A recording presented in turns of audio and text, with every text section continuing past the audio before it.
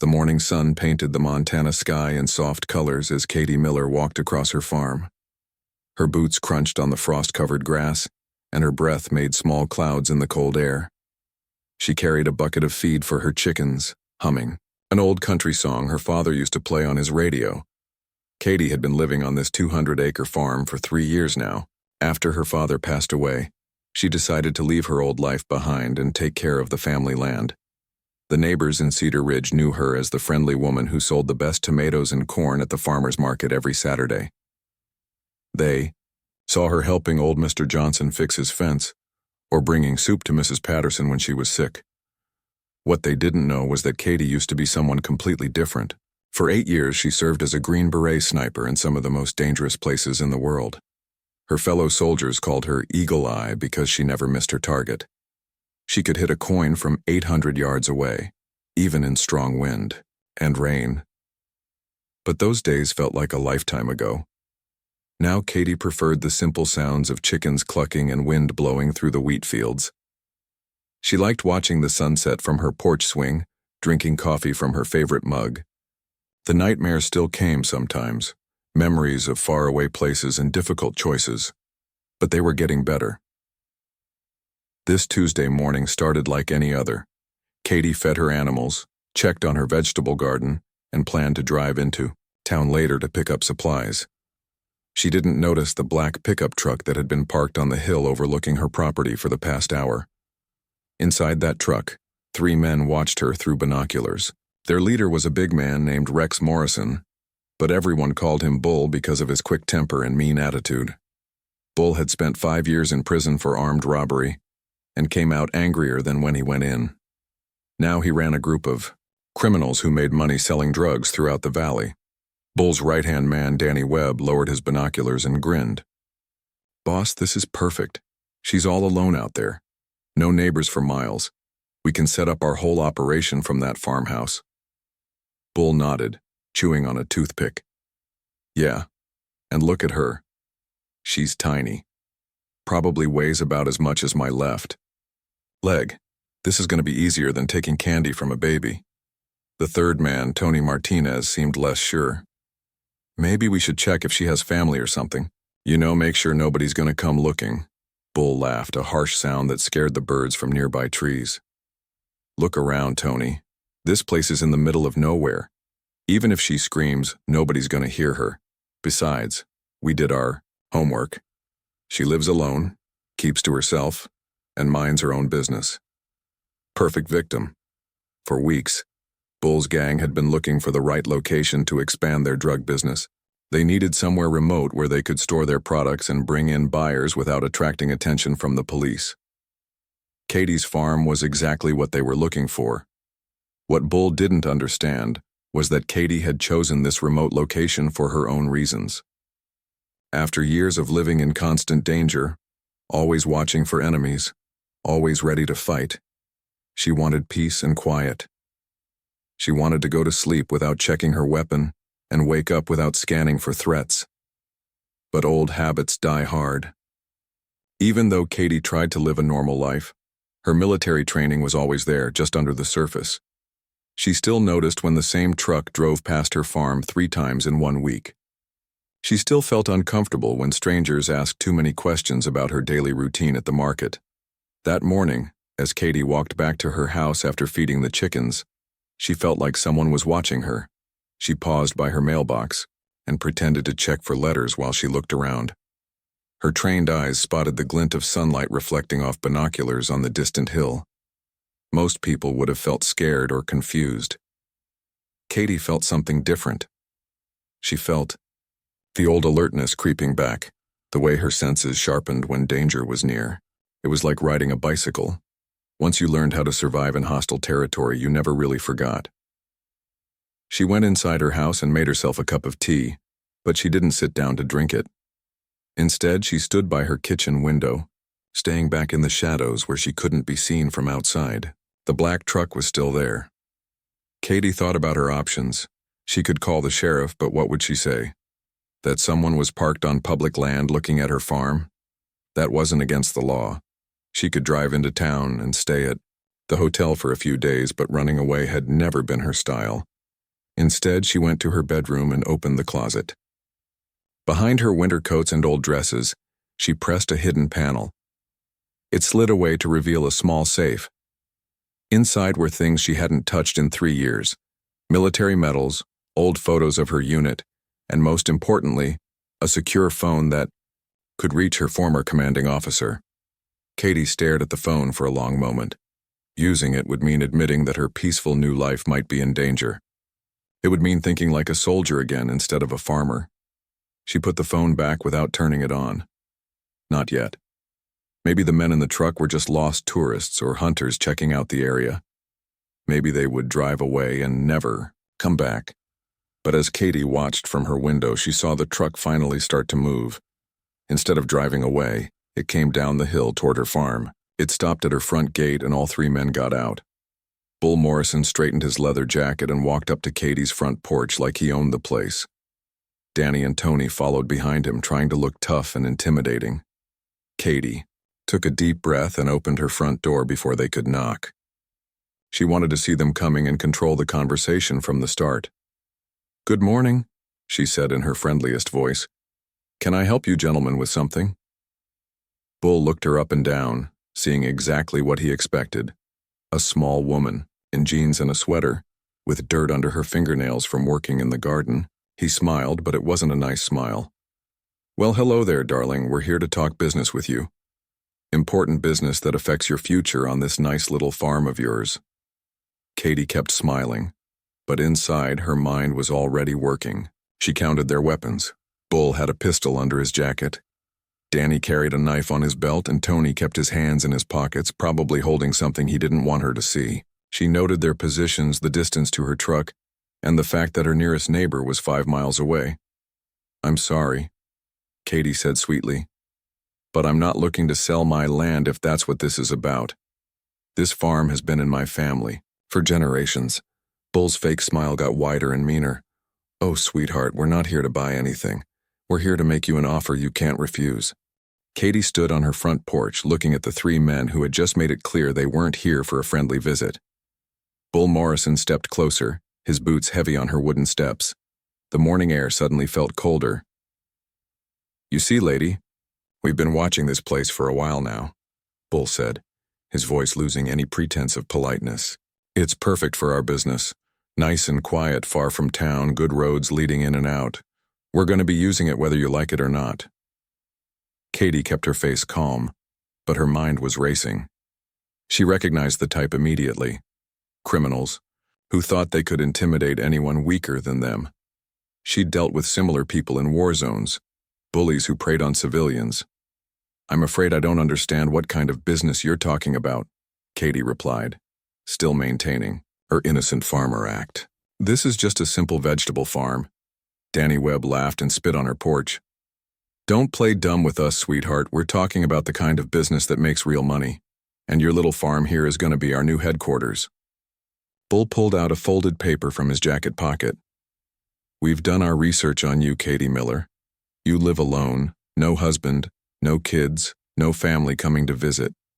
Nobody's going to miss you if something happens." The threat was clear, but Katie didn't flinch. Instead, she noticed details that the men didn't realize they were giving away. Bull favored his right leg, probably from an old injury. Danny kept touching his knife handle when he talked, a nervous habit that meant he wasn't as confident as he pretended. Tony still had his hands in his pockets, but he kept looking around nervously, like he didn't really want to be there. "Look, I don't want any trouble," Katie said, putting a slight tremble in her voice. "Maybe we can work something out. What exactly do you need?" Bull grinned, thinking he was winning. "That's more like it. Here's how this works. You've got 48 hours to pack up your stuff and get out. Leave the keys to the house and don't come back. Do that and nobody gets hurt." "And if I don't?" Katie asked, though she already knew the answer. Danny stepped forward, getting too close to her personal space. "Then we'll have to convince you a different way. Trust me, lady, you don't want to find out what that means." To emphasize his point, Danny grabbed Katie's arm roughly. For just a moment, His grip reminded her of enemy soldiers who had tried to capture her during a mission in Afghanistan. Her body reacted before her mind could stop it. In one smooth motion, Katie twisted her arm free and stepped back, her stance automatically shifting to a defensive position. It was only for a second, but Danny felt the strength in her movement and saw something in her eyes that made him step back. "Hey, did you see that?" Danny said to Bull, rubbing his wrist. "She's stronger than she looks." Bull waved him off. "So, what?" "She got lucky. Don't let a farm girl make you nervous, Danny." But Katie saw that Tony had noticed too. He was studying her face more carefully now, like he was trying to figure something out. Katie quickly returned to her helpless act, hunching her shoulders and looking scared. "Please, I just need time to think about this. 48 hours isn't very long to leave everything I've ever known." "Time's up when we say it's up," Bull growled. "But since you're being reasonable, we'll give you until Thursday morning. That's 2 days. Use them wisely." The three men walked back to their truck, but Katie noticed they didn't leave immediately. Instead, they sat there for another 10 minutes, talking and pointing at different parts of her property. They were planning something. After they finally drove away, Katie went inside and locked her door. She walked through her house, checking every window and door, her military training automatically taking over. Then she went to her bedroom and opened the hidden panel again. This time, she took out the secure phone. Her former commanding officer, Colonel James Rivera, answered on the second ring. "Katie? It's been 3 years. What's wrong?" "Sir, I might have a situation developing. 3 armed criminals just threatened me and demanded I leave my property. They're planning to use my farm for illegal activities. Have you called local law enforcement?" Katie sighed. "Not yet. They haven't actually committed a crime yet, technically. Just made threats. And sir, something tells me these aren't ordinary criminals. They've been watching me, they know my routine, and they're organized. What's your assessment of the threat level?" Katie looked out her window toward the road where the truck had disappeared. "High. They're coming back, and next time, they won't be as polite. I think they're planning to escalate if I don't comply. Katie, you know I can't send official help without going through proper channels, but I can give you some advice. Trust your instincts. If you think you're in real danger, don't try to handle it alone." After ending the call, Katie sat on her bed and thought about her options. She could pack up and leave like they demanded. She'd done it before when she left the military, started over somewhere new, become someone different. But something about the situation bothered her. Bull and his men weren't just targeting her because her farm was convenient. They were targeting her because they thought she was helpless. They probably had other victims too. Other people they were threatening and intimidating. Katie walked out to her barn, a large wooden building where she kept her tractor and farming equipment. To anyone looking, it appeared normal. But Katie had made some modifications during her first year on the farm. She moved a stack of hay bales and pressed her hand against what looked like a regular wooden board.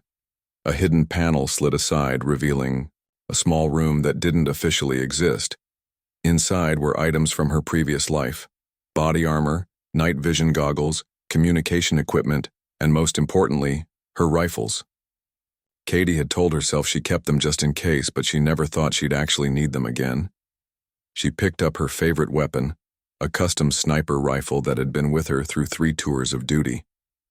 It felt familiar in her hands, like greeting an old friend. Katie spent the rest of the day making preparations.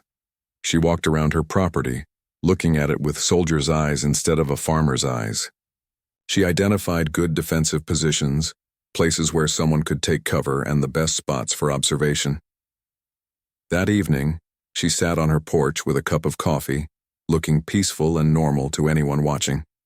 But she was actually conducting surveillance, memorizing the normal sounds and movements of her land so she'd notice anything unusual. Around midnight, she heard a truck engine in the distance. Katie slipped inside and watched from her darkened window. The same black truck drove slowly past her farm, its headlights sweeping across her property. They were checking to see if she was home, probably planning their next move. The next morning brought more visitors, but not the ones Katie expected. 2 elderly neighbors, Mr. Peterson and his wife Helen, came by to check on her. "Katie, dear, "We heard some strangers were asking questions about you in town yesterday," Helen said, worry clear in her voice. "They wanted to know about your schedule, whether you had family, things like that." Mr. Peterson nodded grimly. The hardware store owner said they didn't look like the friendly type. "You be careful, young lady." After her neighbors left, Katie realized the situation was worse than she thought. Bull's gang wasn't just threatening her. They were gathering information, planning carefully. That meant they were more dangerous and organized than typical small-time criminals. Katie made her decision. She wasn't running away, and she wasn't giving up her father's farm to a bunch of thugs. But she also wasn't going to wait around helplessly for them to make their next move. It was time to stop being Katie Miller the farmer and remember how to be Katie Miller the soldier. Thursday morning came too soon. Katie woke up before dawn, not because her alarm went off, but because she heard vehicles approaching her farm. She looked out her bedroom window and counted 4 trucks instead of 1. Bull Morrison wasn't taking any chances this time. Katie quickly got dressed and went to her kitchen. She made coffee like any normal morning, but she also checked the small mirror she had positioned to see her driveway. 8 men got out of the trucks, all of them carrying weapons openly now. They weren't pretending to be polite anymore. Bull pounded on her front door so hard it shook the frame. "Time's up, lady. We gave you 2 days, and now we're here to collect." Katie opened the door but kept the screen door locked between them. "Good morning. I've been thinking about what you said, and I have some questions." Bull's face turned red with anger. "Questions? The only question is whether you're leaving on your own, or if we're going to drag you out." Danny Webb pushed past Bull and pulled out a crowbar. "Boss, forget talking to her. Let's just handle this the quick way." Before Katie could react, Danny smashed the crowbar into her mailbox, sending it flying across the yard. Then he walked over to her vegetable garden and started destroying her tomato plants, laughing as he ripped them out of the ground. "Stop!" Katie called out, putting real distress in her voice. "Those plants took me months to grow." "Should have thought about that before you decided to waste our time," Bull said. He nodded to 2 of his men, who walked toward her chicken coop. Katie watched in horror as they opened the gate and started chasing her chickens, trying to catch them. One man grabbed her favorite hen, a gentle bird named Rosie that Katie had raised from a chick. "Please don't hurt her," Katie begged, playing her role perfectly while memorizing every face and every weapon she could see. Tony Martinez, who had seemed uncomfortable during their first visit, looked even more nervous now. "Boss, maybe we're going too far. She's just a farmer." Bull turned on him angrily. "You getting soft on me, Tony? Because if you are, you can walk away right now." Tony backed down, but Katie noticed he didn't participate in destroying her property.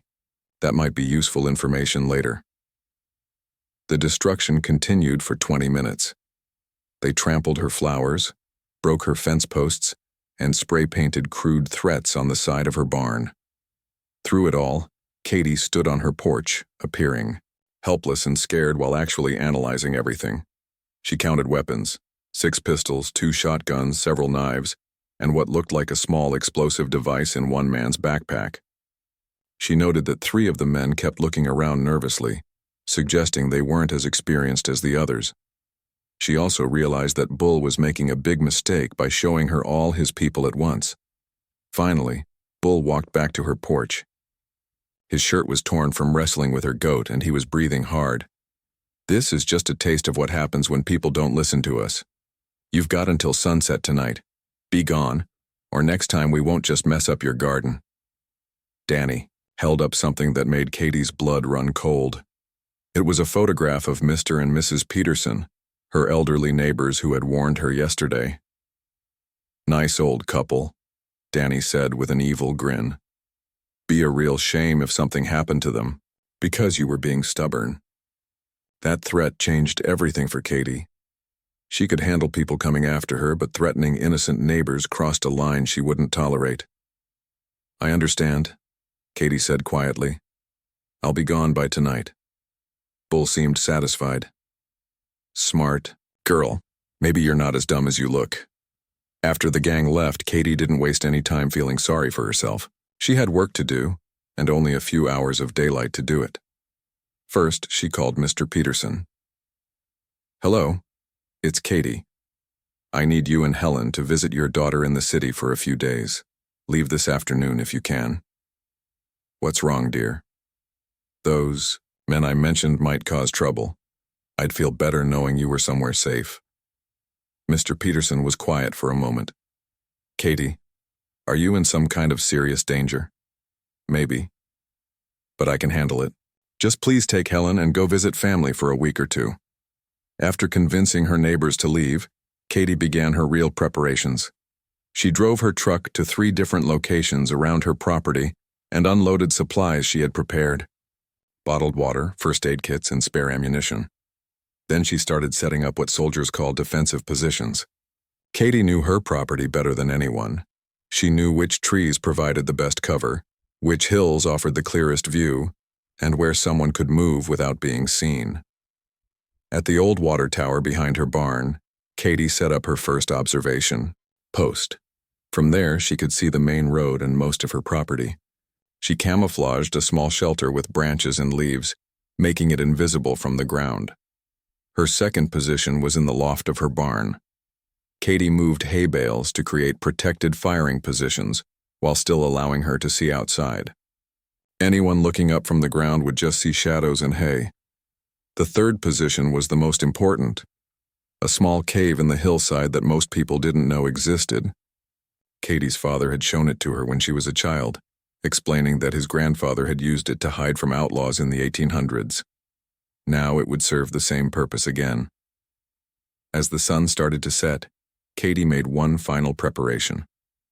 She called the local sheriff's office and reported that she had seen suspicious vehicles near the old mining facility, 15 miles from her farm. They looked like they might be using the place for illegal activities, she told the dispatcher. I thought someone should check it out. Katie hoped the police would investigate and maybe discover whatever Operation Bull's gang was really running. Even if they didn't find anything tonight, it would put law enforcement in the area. Just before dark, Katie saw the black trucks returning. This time there were 6 vehicles, and she counted at least 15 men. Bull Morrison wasn't just coming to scare her anymore. He was coming to take her farm by force. Katie was ready for them. She had changed into dark clothing and military boots.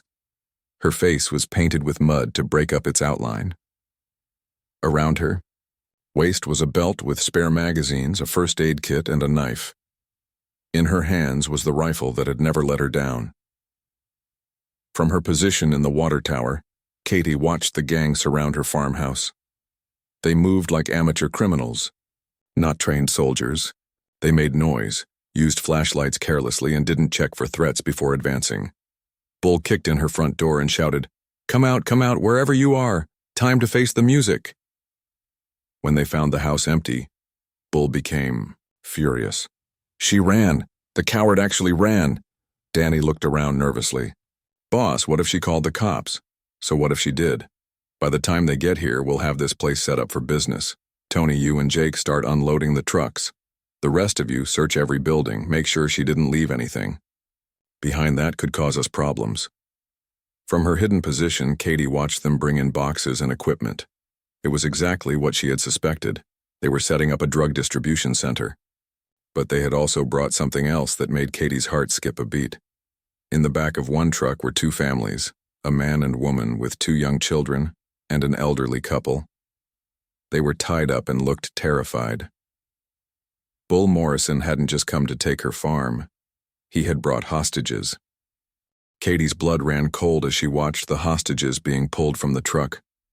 A young father tried to shield his wife and 2 small children, while an elderly couple held each other's hands.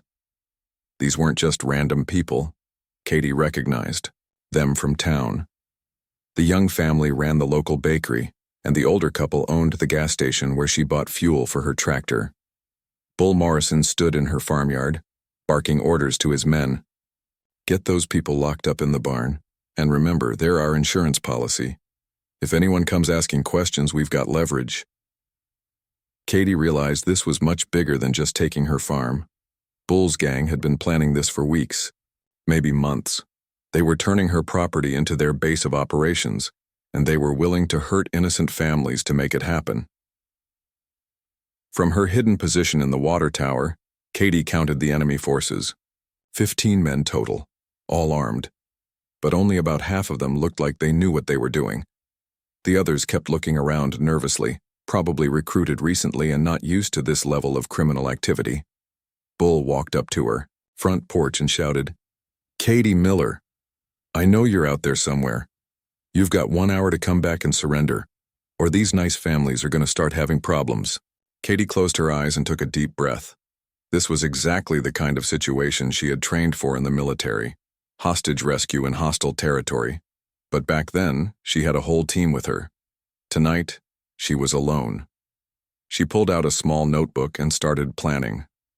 First priority, locate all enemies and identify their weapons and positions.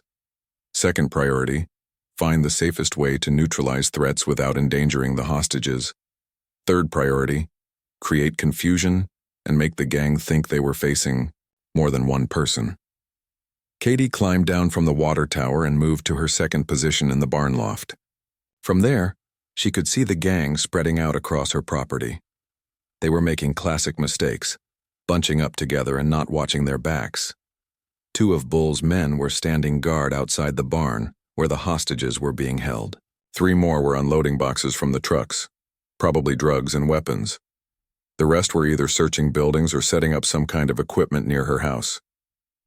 Katie knew she needed to act fast before they got organized and settled in. She also knew that her military training gave her advantages these criminals couldn't match: superior marksmanship, tactical thinking, and most importantly, the element of surprise. Her first target was the communications equipment she saw them setting up. If she could destroy that, they couldn't call for backup or coordinate their activities. Katie lined up her shot carefully, aiming for the radio antenna they had just finished installing. The shot rang out across the quiet farmland, and the antenna exploded in a shower of sparks. Immediately, chaos erupted in the yard below. "We're under attack," Danny Webb yelled, spinning around with his weapon drawn. "Where did that come from?" Bull was furious. "It's just the farm girl with a hunting rifle. Find her and finish this." But Katie was already moving to her third position. She had learned long ago that staying in one place after taking a shot was a good way to get killed. By the time Bull's men reached the barn loft, she was already setting up in the small cave on the hillside. From her new position, Katie had a clear view of the entire farmyard. She watched as the gang members spread out, searching for her with flashlights. They were making so much noise that every animal within a mile probably knew where they were. Katie's second shot took out one of the truck's headlights, plunging part of the yard into darkness.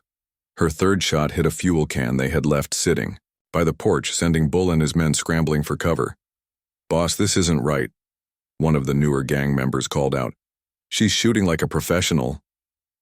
Tony Martinez, who had seemed nervous from the beginning, was now openly scared. "Bull, maybe we should get out of here. This lady isn't what we thought she was." But Bull's pride wouldn't let him back down. "She's just one person. There are 15 of us. Stop acting like scared children and find her." Katie used their confusion to move again, this time to a position closer to the barn where the hostages were being held. She needed to get those families to safety before this situation got any worse. The 2 guards outside the barn were jumpy, pointing their weapons at every shadow and sound. Katie knew she had to be extremely careful here. One wrong move could put the innocent families in danger. She picked up a small rock and threw it to the far side of the barn. When both guards turned toward the sound, Katie moved quickly and silently behind them. Years of training in stealth operations made her nearly invisible in the darkness. "Did you hear something?" one guard whispered to the other. "Yeah, over by the fence. You go check it out. I'll stay here." As one guard walked away from the barn door, Katie made her move. She approached the remaining guard from behind using a technique she had learned for quietly neutralizing enemies without causing permanent harm. The guard dropped unconscious before he could make a sound. Katie quickly dragged him away from the barn door and tied him up with rope from her father's old tack room. Then she carefully opened the barn door and slipped inside. The hostage families were tied up in the back corner, guarded by the second man who had walked around to investigate the noise. Katie could hear him moving around outside, getting closer to the door. "Don't be afraid," Katie whispered to the families. "I'm here to help you." The young father looked up at her with hope and fear in his eyes. "Are you Katie Miller? They said you ran away." "I'm here now," Katie replied, cutting their ropes with her knife. "When I give the signal, I need you to take your families and run toward the road. Don't stop, don't look back. Just keep running until you reach the main highway." The elderly man grabbed Katie's arm. "What about you? There are too many of them." Katie smiled grimly. "Don't worry about me. I know how to handle bullies." Just then, the second guard came back around the barn. Katie heard his footsteps approaching the door. She motioned for the families to stay quiet and moved toward the entrance. "Hey, Jake!" the guard called out. "Where are you?" "I thought I heard something over here." When he stepped through the barn door, Katie was waiting for him. Another silent takedown. Another criminal tied up and out of the fight. "Now!" Katie whispered to the families. "Go quickly and quietly." The two families slipped out of the barn and disappeared into the darkness, heading for the road and safety. Katie watched them go, feeling relieved that at least the innocent people were out of danger. But her relief was short-lived. From across the farmyard, she heard Bull Morrison's voice, angrier than ever. "The hostages are gone. She got to them somehow. That's it. No more games. Burn everything down and flush her out." Katie saw the gang members pulling out containers of gasoline and starting to pour it around her house and other buildings. They were going to destroy everything her father had built, everything that connected her to her family's history. That's when Katie Miller, the peaceful farmer, finally disappeared, completely, and Katie Miller, the warrior, took her place. The smell of gasoline filled the night air as Bull Morrison's men spread fuel around Katie's farmhouse. Her father's rocking chair sat on that porch. His favorite coffee mug was still in the kitchen sink. Every board in that house held memories of the only family she had ever known. Katie watched from the shadows as Danny Webb splashed gasoline on the barn where her father had taught her to milk cows and fix machinery. Bull himself was pouring fuel on the fence her grandfather had built, with his own hands over 60 years ago. "Light it up," Bull shouted. "Smoke her out like the rat she is." That's when something inside Katie snapped. These criminals didn't just want her land. They wanted to destroy everything that mattered to her. They had threatened innocent families, brought drugs into her peaceful valley, and now they were trying to burn down her entire life. Katie moved through the darkness like a ghost, using every skill she had learned in 8 years of military service. She knew this property better than anyone alive. Every tree, every ditch, every hiding spot had been her playground as a child, and was now her battlefield. Her first target was the fuel truck they had brought to burn her buildings. Katie approached it from the blind spot behind the driver's side where the gang members couldn't see her. She carefully loosened the fuel line, letting gasoline spill quietly onto the ground. Then she pulled out a small electronic device from her belt, a timer she had built from spare parts in her workshop. Katie attached it to the truck's fuel tank and set it for 5 minutes. When it went off, it would create a distraction that would scatter Bull's men and give her the advantage.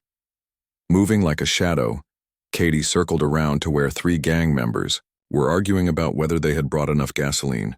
They were standing close together, not watching their surroundings, focused only on their destructive plans.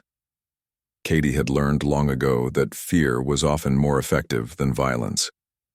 She picked up a handful of small stones and threw them one by one in different directions around the 3 men. Each stone hit a different surface, a metal roof, a wooden post, a plastic bucket, creating mysterious sounds that seemed to come from everywhere at once. "What was that?" one of the men whispered, spinning around with his weapon ready. "I don't know, man. This place gives me the creeps." "Maybe she's got friends helping her," the third man said nervously. "Maybe we're surrounded." Katie smiled in the darkness. Fear was making them paranoid, exactly what she wanted. Scared people made mistakes, and mistakes would give her the opening she needed. The timer on the fuel truck reached 0, and suddenly the night exploded with light and sound. The truck's fuel tank erupted in flames, not enough to seriously hurt anyone but bright enough to be seen for miles around. Bull Morrison spun toward the burning truck, his face illuminated by the orange flames. "What happened? Who did that?" "Boss, we need to get out of here," Tony Martinez called out. That explosion can be seen from town. The police will come. But Bull was beyond reasoning now. His plan was falling apart. His men were scared, and worst of all, one woman was making him look like a fool. No. We finish this tonight. I don't care if she used to be in the army or whatever. She's still just one person. Katie froze. How did Bull know about her military background? She had been so careful to keep that part of her life secret from everyone in town. Bull seemed to read her thoughts from across the farmyard. That's right, Katie Miller. We know all about you. Did you think we didn't do our research? Former Green Beret sniper, 3 tours overseas, very impressive. He walked closer to where he thought she might be hiding. But you know what? I don't care how many medals you got or how many bad guys you shot in some desert somewhere. This is my territory now, and you're gonna learn that the hard way. Katie realized that Bull knowing her background actually worked in her favor. If he knew she was a trained soldier, he would be more cautious, more defensive. Defensive enemies were easier to predict and counter. She moved to her final position, the old grain silo behind the barn. From there, she had a clear view of the entire farmyard and multiple escape routes if things went wrong. It was time to end this once and for all. Katie called out from her position, her voice carrying clearly across the farm. Bull Morrison, this is your last chance to leave peacefully. Take your men and your drugs and get off my land. Bull laughed, but Katie could hear the nervousness underneath. You think you're some kind of hero? You think you can take on all of us? I've faced worse odds than this, Katie replied truthfully. And those enemies were actually trained soldiers, not amateur criminals playing dress-up. That insult hit Bull where it hurt most, his pride. You want to do this the hard way? Fine. Boys, spread out and find her. Whoever brings me her head gets a bonus. But as Bull's men started to move, Katie heard something that made her smile. In the distance, growing louder by the minute, was the sound of police sirens. Multiple vehicles coming fast from the direction of town. The explosion had indeed been seen from miles away, just as Katie had planned. Even better, her earlier tip about suspicious activity at the old mining facility had put extra police units in the area. Boss! Danny Webb called out in panic. We got company coming. What do we do? Bull looked around wildly. His perfect plan was completely falling apart. The farm was supposed to be isolated and quiet, but now it was lit up like a Christmas tree and crawling with police. Load up the trucks, Bull ordered. We're getting out of here. But Katie wasn't going to let them escape that easily. She had one more surprise waiting. Earlier, while setting up her defensive positions, Katie had disabled 3 of their vehicles by removing essential parts from the engines. Now, as Bull's men tried to start their trucks, half of them wouldn't. Turn over. What's wrong with these pieces of junk? One gang member shouted, frantically turning keys in ignitions that clicked uselessly. The police sirens were getting closer. Katie could see the flashing lights reflecting off the smoke from the burning fuel truck. In a few more minutes, the farm would be surrounded by law enforcement. Bull Morrison realized he was trapped. His men were panicking, his vehicles weren't working, and his enemy had outmaneuvered him at every turn. In desperation, he grabbed a shotgun and started walking toward the grain silo where Katie was hiding. You want to play soldier? Bull screamed. Let's finish this like soldiers. Katie could have ended it right there with a single shot from her rifle. Bull was walking straight toward her position, completely exposed, making himself an easy target. But that wasn't who Katie Miller was. She had spent years protecting innocent people, not hunting down criminals for revenge. Instead, Katie did something Bull Morrison never expected. She stood up from her position, weapon lowered, and called out to him.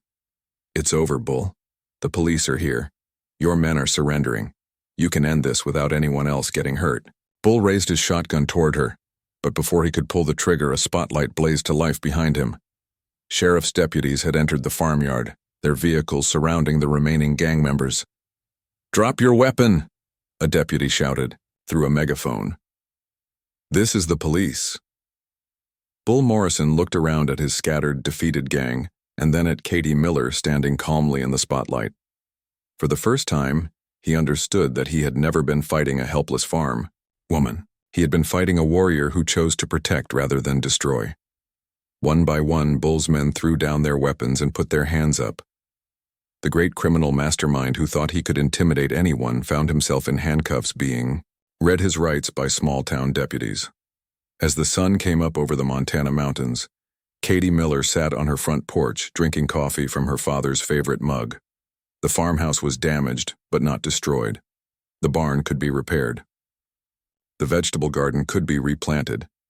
Sheriff Williams walked up to her porch, shaking his head in amazement. "Katie, I have to ask, how did you handle 15 armed criminals all by yourself?" Katie smiled and took another sip of coffee. "Sheriff, sometimes the best way to protect what you love is to remember who you used to be." The peaceful farmer and the warrior had finally learned to coexist, and Katie Miller's valley was safe once again.